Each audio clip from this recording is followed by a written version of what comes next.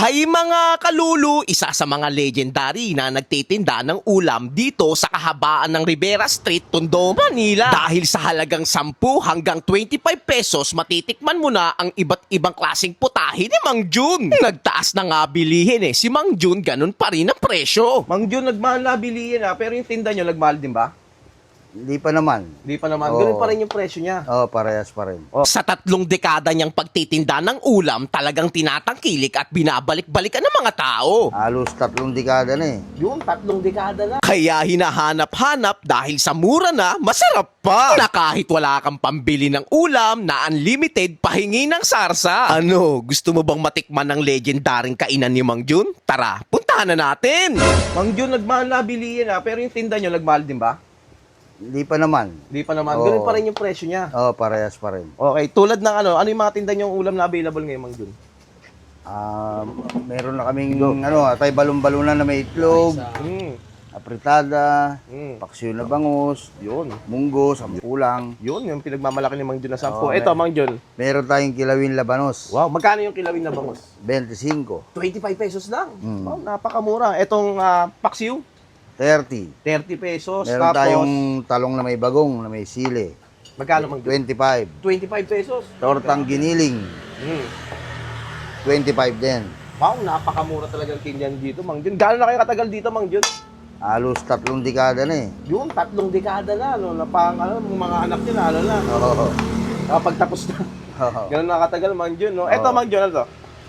Ayan ang apritada. Apritada. Oh. Meron pang mga manok tayo, pork chop, Hmm. pritong isda, saka yung hotdog, langgunisa.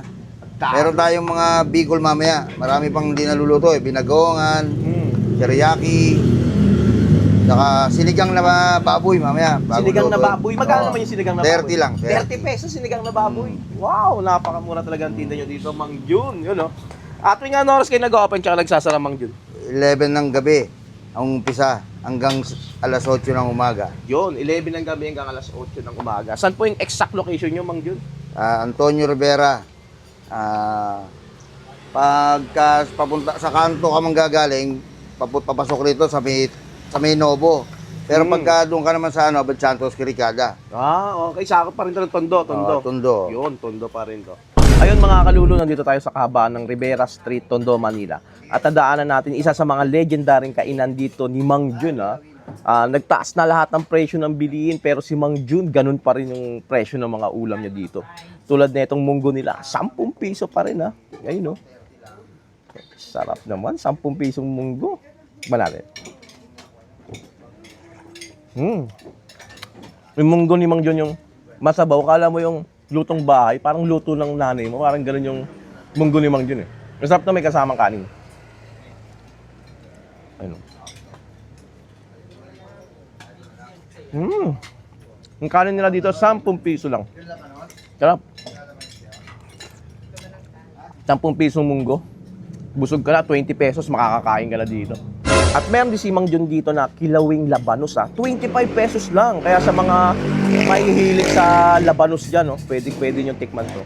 25 pesos. Ayun, may mga atay siya, slaman. Yan. Ang sarap ng kilawing labanos nila. Maasim-asim na maatay. Ganun lasa. Kaya kung mahilig ka sa labanos, tapos combination ng atay, pwede mong tikman to. Ang sarap na kanin.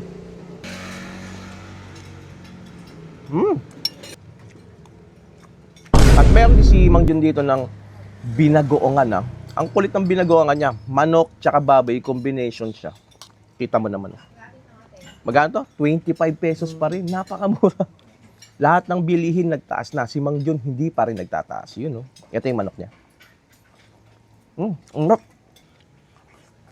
sarap.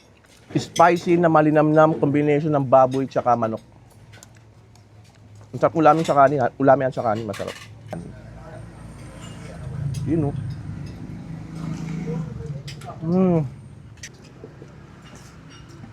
Napakamura.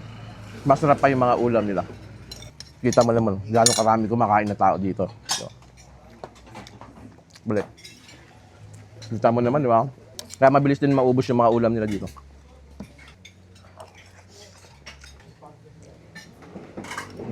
Kaya kung naghahanap ka ng mura, masarap, kay Mang Jun, isa sa mga legendaryong kainan dito. 3 dekada lang nagtitinda si Mang Jun dito ng mga ulam. Kaya talagang tinatangkilik siya ng mga tao.